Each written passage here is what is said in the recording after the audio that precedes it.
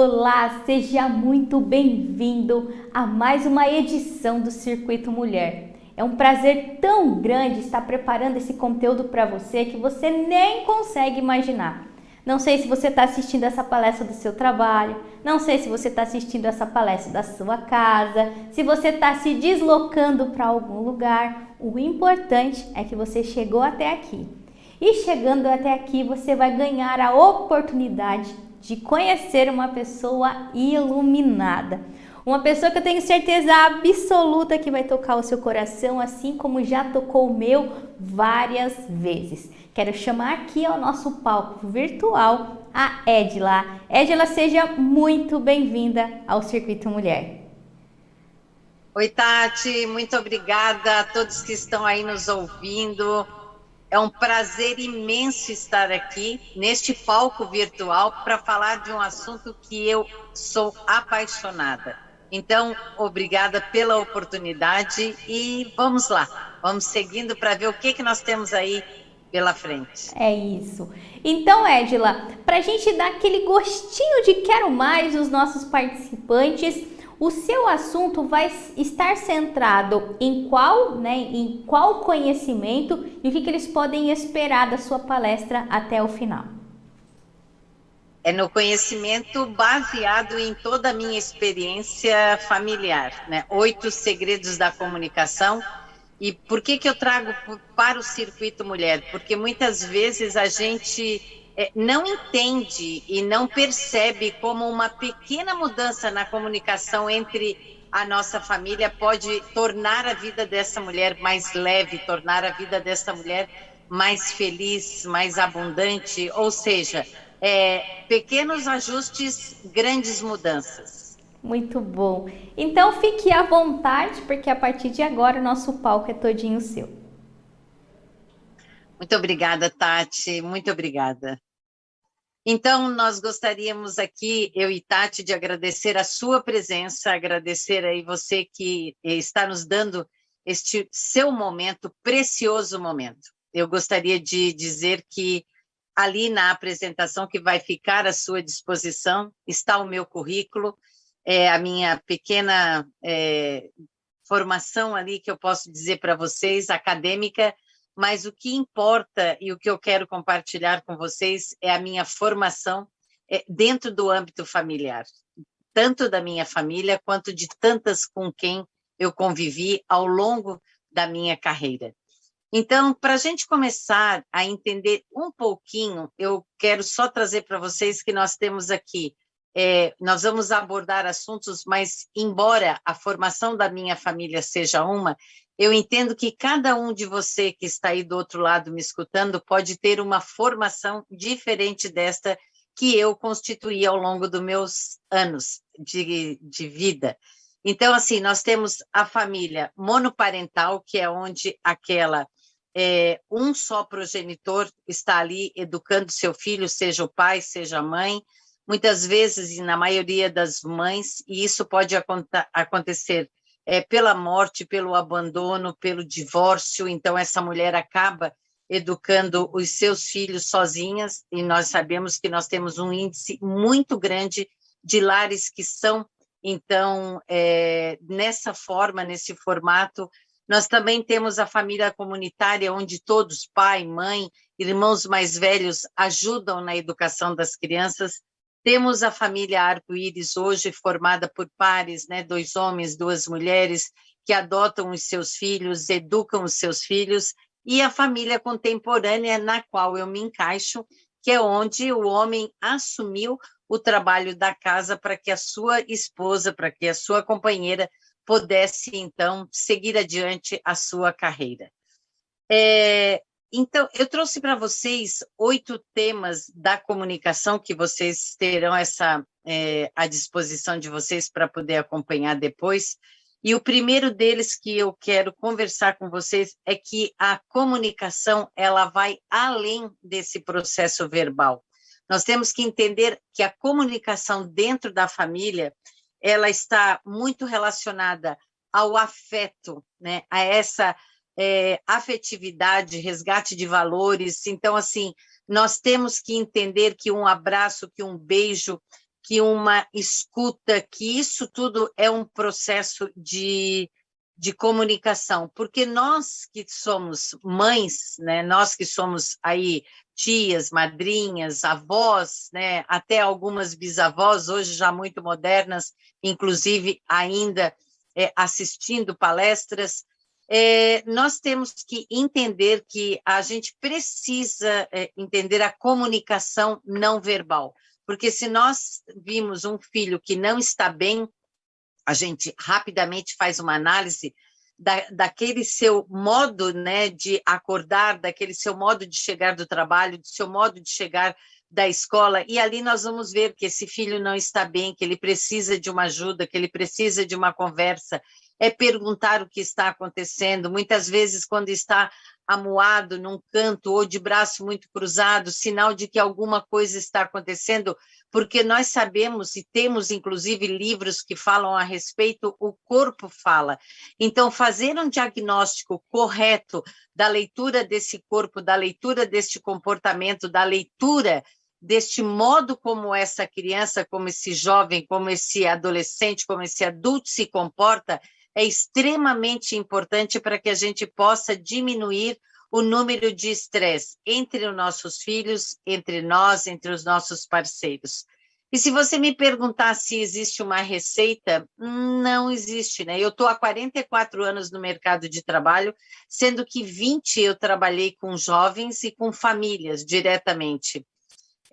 Só 20 anos direto com todas essas famílias de uma instituição, e a gente vai aprendendo ao longo desta caminhada que a comunicação ela precisa ser clara. Nós não temos receita, nós não temos assim uma forma de dizer para você, olha, você se comporta dessa maneira com seu filho, né? Não existe um manual, não existe uma forma de a gente dizer, não, eu estou fazendo a coisa certa, porque muitas vezes a gente entende que o nosso modo de educar é melhor do que das outras pessoas, né? Porque a gente quer fazer o melhor, a gente quer acertar, a gente quer fazer o bem.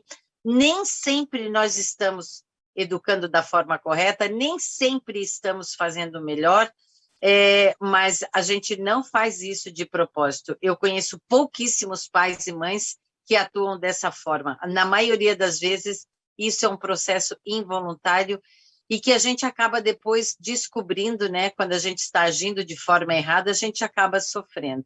Mas a comunicação, embora não tenha uma receita, ela precisa ser clara, ela precisa ser franca, ela precisa ser honesta, ela precisa de respeito. Mão dupla. Você respeita o seu filho respeita você. Porque eu não acredito que uma mãe e um pai, né, que tenham ali um modo de tratar o seu filho indevidamente, dizer que ele não é bem querido, que ele não é bem quisto, que ele não é bem amado, que ele não foi fruto de um amor, que ele não era desejado, né, chamar um filho de algum nome, ou seja, tratar um filho mal. Como é que você vai querer ser respeitado se você não respeita o seu filho? O respeito ao seu filho começa no momento em que você, desde que ele é pequeno, você apresenta esse seu filho pelo nome e você diz, esse é o meu filho. É um prazer apresentá-lo, né? É um prazer apresentar o meu filho a você. Ele se chama, e assim a gente vai construindo uma mente equilibrada, a gente vai construindo uma pessoa com uma autoestima elevada, né? O terceiro ponto que eu coloco nesta comunicação, né, uma comunicação que vai além das palavras, uma comunicação que tem que ser revestida de muito respeito, eu trago para você também a questão do respeito à individualidade. Nesta apresentação, vai junto com vocês um filme que mostra a diferença entre dois filhos criados pela mesma mãe, criado pelo mesmo pai. O filme que eu apresento a vocês hoje é de meu filho Caio, de minha filha Marina, eles são portadores de nanismo, e aqui no nosso estado de Santa Catarina, a Assembleia Legislativa precisou fazer uma propaganda, né, uma campanha sobre diferenças, claro que a gente sabe que é para tratar do preconceito, da discriminação. Então, dentro dessa proposta, não se falava essas duas perguntas, mas se falava das diferenças. E quando foram procurar alguns anões lá na cidade de Florianópolis, não encontraram quem topasse, vieram para Tubarão, onde eu moro, fizeram, então, a entrevista com meu filho, e no final da entrevista descobriram que ele também tinha uma filha anã. E aí fizeram a entrevista com os dois para poder escolher um, porque se a proposta era levar um síndrome de Down, um albino e um com nanismo, eles resolveram, então, fazer esta entrevista com os dois para escolher qual dos dois iria para a propaganda. E sabe o que aconteceu? Eles descobriram que dentro da mesma casa, com o mesmo pai, com a mesma mãe, tinham duas pessoas completamente diferentes. Uma era a tempestade e a outra era a calmaria.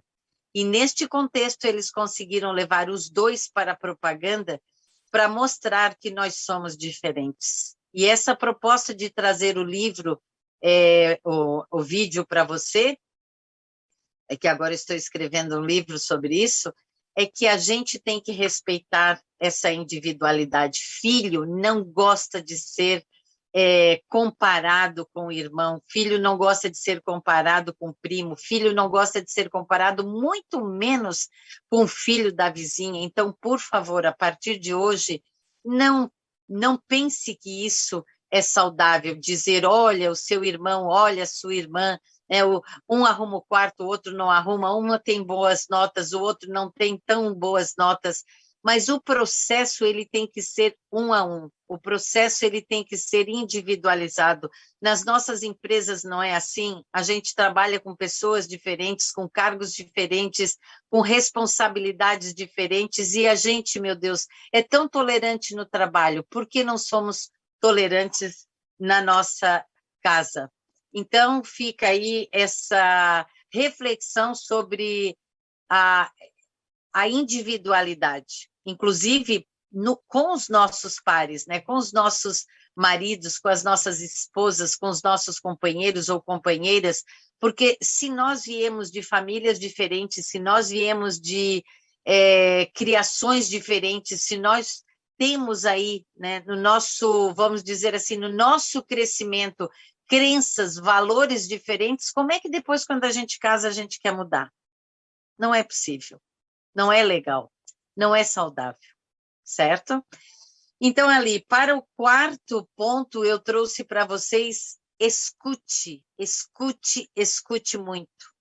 Fale francamente e ouça atentamente, porque nós temos uma boca, dois ouvidos, mas infelizmente a gente fala muito mais do que escuta. Filho precisa ser escutado, marido, esposa precisam disso, nós precisamos estar atentos a essas angústias, a algumas aflições, a algumas tristezas, mas também temos que estar atentos à alegria, à comemoração, porque tudo isso vai formando esse filho, tudo isso vai formando esse lar, tudo isso vai formando esta família que a gente quer constituir de uma forma sólida, de uma forma equilibrada e, acima de tudo, saudável. Para o nosso quinto ponto, nós temos aqui, converse com os amigos dos seus filhos. Não se iluda. Se o seu filho está num quarto trancado, ligado no computador, não pense que ele está seguro. Se o seu filho sai, vai dormir na casa de alguém, vai passar um final de semana e você não se preocupa em saber com quem é a família, ele não está bem. Nós temos que estar atentos a esse comportamento, né, de quem está com os nossos filhos. Nós temos que saber como as pessoas que estão com os nossos filhos agem, pensam, se divertem, como estudam, o que pensam, né? Qual é a sua formação, da onde vem, como são os pais, porque se a gente cria com tanto amor, com tanto carinho, com tanto zelo, com tanto apreço não podemos entregar para quem a gente não conhece. Nós temos que ter, não que a gente tenha que ficar cerceando, mas a gente tem que ficar acompanhando, a gente tem que ficar sempre atento. Faça um café, faça uma festinha, faça uma rodada de pizza, faça um jogo de videogame, faça uma noite do pijama, mas saiba com quem o seu filho está andando. Para o 6º ponto, eu trouxe aqui sobre assertividade. Só isso aqui daria para a gente conversar mais de 1 hora. Mas o nosso tempo é curto, a nossa reflexão ela tem que ser rapidíssima, né? Para que a gente possa depois começar a buscar, pode ser uma ajuda, pode ser uma leitura, pode ser outros materiais, né, que tragam essa reflexão, mas sermos assertivos com os nossos filhos é extremamente benéfico para nós, né, principalmente para nós que somos mães, para nós que somos esposas. Saber dizer não é extremamente saudável.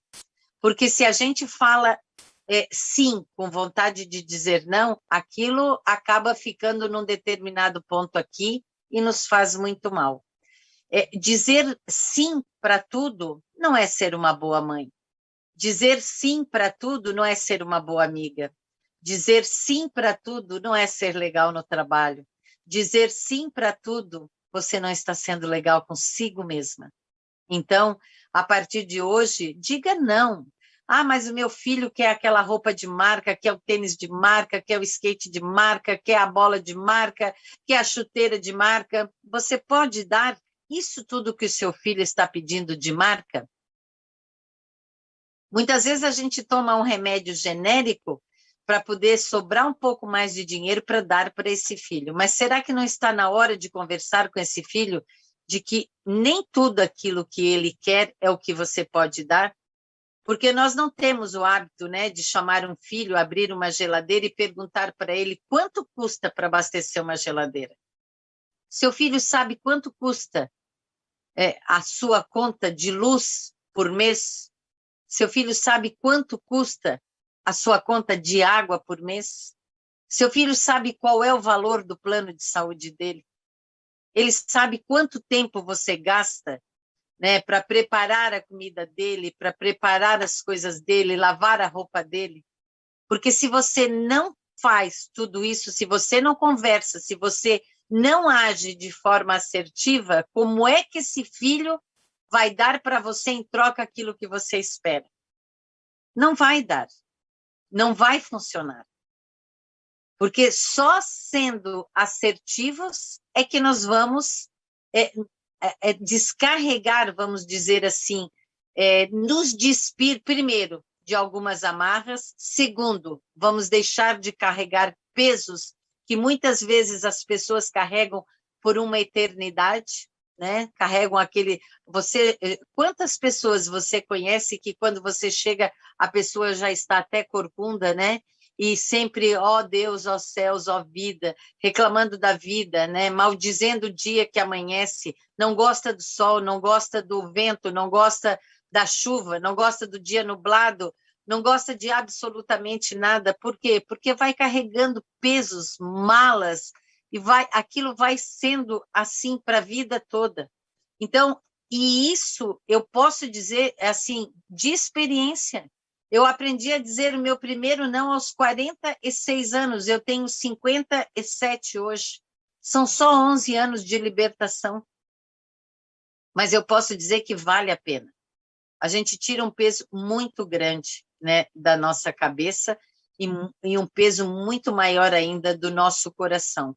Porque não ser assertivo, por que a gente não é assertiva? Por que a gente não fala as coisas com transparência, com sinceridade, mesmo que seja de forma educada? Porque nós não queremos perder o amor, não queremos perder a simpatia, não queremos nos tornar antipáticos para as outras pessoas. Imagine perder o amor de um filho, é a suprema ofensa. Então, acho assim que eu nunca vou dizer não, nunca vou contrariar um filho meu, né, para que eu continue sendo amada. Não é assim. A gente não tem que ser amado dessa forma. A gente tem que ser amado pelaquilo que a gente é, por aquilo que a gente ensina, pelo exemplo que a gente dá, Então, desta forma, a gente vai adquirir o respeito que eu falei lá no início, mas, acima de tudo, você vai construir um lar saudável, mas com filhos que tenham inteligência emocional. Porque o meu tempo é curto e eu só quero deixar uma mensagem para vocês assim. Filhos, se eles são extremamente mimados em casa, vão ser maltratados no mercado de trabalho. Não dá, gente. O mercado de trabalho não tolera. Então, a gente tem que fazer esse papel dentro de casa, temos que preparar esse filho dentro de casa, não é a escola que prepara. Repito, educar um filho dá trabalho, educar um filho é difícil, educar um filho remonta de muita dedicação, de muito tempo, mas é nossa responsabilidade. A responsabilidade é da família, não é da escola. A escola está ali para a parte acadêmica, um complemento. Agora, essa parte comportamental, ela tem que vir da nossa casa.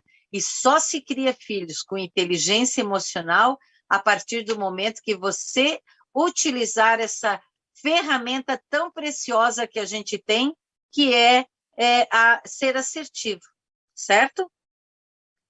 A comunicação moderna. Eu quero, embora seja também um outro assunto que demande muito tempo, né? Eu tenho uma palestra, eu sou palestrante de um dos temas mais polêmicos que tem, que é a dependência tecnológica, e sou palestrante de dependência tecnológica porque o meu filho, eu fui buscar ajuda para a dependência dele, e daí então surgiu esta necessidade de me aprofundar no tema. Cheguei até São Paulo para conhecer o hospital onde tem os dependentes tecnológicos internados, e a partir daí comecei a ler, a estudar, comecei a proferir palestras sobre dependência tecnológica, isso antes da pandemia. Eu não sei o que vai ser de nós depois da pandemia, sinceramente, mas o que eu posso dizer para vocês é que, embora essa comunicação moderna seja extremamente benéfica, ela está nos trazendo muitos avanços, né? Muita rapidez, muita agilidade, mas estamos perdendo muitas coisas por outro lado. Vejam vocês que antigamente a gente podia fazer uma palestra de 1 hora, as pessoas tinham muita paciência. Hoje nós não conseguimos mais assistir uma palestra mais do que 20, 30 minutos. Nós hoje temos um sistema que coloca ali 1,5 ou 2 para escutar um áudio mais rápido. A gente não lê mais nada, a gente só vai passando na tela do celular, porque a gente não tem. Temos 20, 30, 40 grupos, não damos atenção para quase nenhum deles, achamos a maioria um purgante e vamos adicionando. Então, por favor, nós temos que ter um pouquinho de atenção para esta tecnologia tão avançada, né? Para esse uso abusivo do celular, que hoje já está fazendo parte do nosso corpo, uma extensão do nosso corpo. Em alguns momentos nós estamos praticamente morando dentro do celular, a gente comunica-se já com a família dentro de casa com o celular, através do WhatsApp. Então a gente tem que sim dar uma freada. Eu mesmo indo lá em São Paulo, conhecendo esse núcleo, trabalhando com a equipe do Dr. Cristiano Nabuco, que é a maior autoridade em dependência tecnológica do Brasil, né? Fui convidada agora para escrever um capítulo também sobre dependência tecnológica num livro que fala sobre esse assunto, mas eu confesso para vocês que em muitos momentos eu sou obrigada a dar uma parada, né? Fazer uma reflexão de que também estou me perdendo com relação a toda essa tecnologia que nos é ofertada a cada dia, e cada vez mais modernidade, coisas mais atrativas, porque a gente sabe que existe uma engenharia por trás de tudo isso, né, que nos facilita muito a vida, mas que também nos prende de forma, assim, sorrateira. E aqui o 8º ponto que eu trago para vocês vão ver ali uma foto minha de papai e mamãe, eles já não estão mais aqui conosco, mas eu falo em honrar pai e mãe, que eu vejo assim que nós estamos nos perdendo um pouco, nós estamos nos afastando de Deus. Eu não estou aqui pregando nenhuma religião, eu estou aqui pregando uma crença, né? Acreditar em algo superior, ter esta fé, fazer as nossas orações, mas, acima de tudo, honrar nossos pais e nossas mães. Porque eu vejo que nós estamos aí entrando em muitos conflitos que poderiam ser minimizados se essa família tivesse esse crescimento, né, onde pai e mãe têm um papel excepcional, onde pai e mãe são as referências. Não adianta a gente querer ser amiguinha dos nossos filhos, porque senão vai chegar um momento que isso tudo vai ser muito difícil de conciliar. Nós temos que pensar, sim, nessa questão dos nossos pais, desses valores que a gente traz, né? Desde quando a gente olha para eles, eu estou olhando aqui para eles, né, com tanto carinho, com tanto amor, me ensinaram tanto, foram tão importantes na minha formação. Então, para a gente encerrar, é essa reflexão, né, que eu trago para vocês. De que maneira você quer que o seu filho e a sua filha lembrem de você? De que maneira você quer que os seus netos lembrem de você?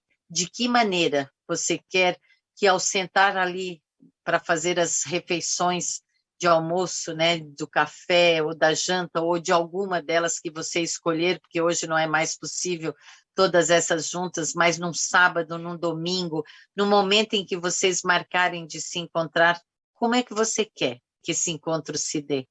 Você quer que esse encontro se dê, né, na mais alta alegria, na mais alta vibração, na mais alta emoção? Então, cuide da comunicação entre vocês. Seja clara, seja objetiva, seja verdadeira, seja você. Muito obrigada. Meus dados estão ali à frente para quem quiser ver os meus contatos, e eu estou muito feliz de poder levar um pouco da minha experiência de vida, né, de alguns ajustes que eu acabei fazendo ao longo da minha caminhada, para que eu pudesse sentar, tomar o meu café e, eventualmente, né, almoçar com os meus filhos num momento de tanta plenitude. É isso que eu desejo para você, mulher do Circuito Mulher 2021. Muito obrigada. Égila, muito obrigada por esse conteúdo de tanta qualidade que você traz pra gente, e eu acredito, né, as suas palavras fazem muito sentido para mim, né? Nós, como mulheres, como mães, a gente abraça a responsabilidade pela harmonia da família e parece que ela é todinha nossa, né? Não que às vezes os pais, né, os homens também não se responsabilizem por, mas é que a gente agarra aquilo como como se a nossa vida, né, valesse apenas aqueles momentos, e às vezes a nossa comunicação acaba não sendo assertiva, faz com que a gente espalhe, né, toda a família ao invés de juntar, e aí a gente passe, né, dias extremamente tensos, né? Então, o que você trouxe pra gente, os 8 passos que você utiliza na sua vida e que dá certo para você, por que não, né, não funcionar conosco? Eu acho que serviu de muita inspiração para as mudanças que a gente precisa fazer, pequenas mudanças às vezes, né, que nós podemos fazer no nosso dia a dia. Gratidão, viu, Égila? Obrigada, Tati. Obrigada a todos vocês. Para você que está acompanhando, a nossa 5ª edição do Circuito Mulher fica por aí. Tem muita coisa bacana ainda para acontecer. Nos vemos na nossa próxima palestra. Tchau, tchau.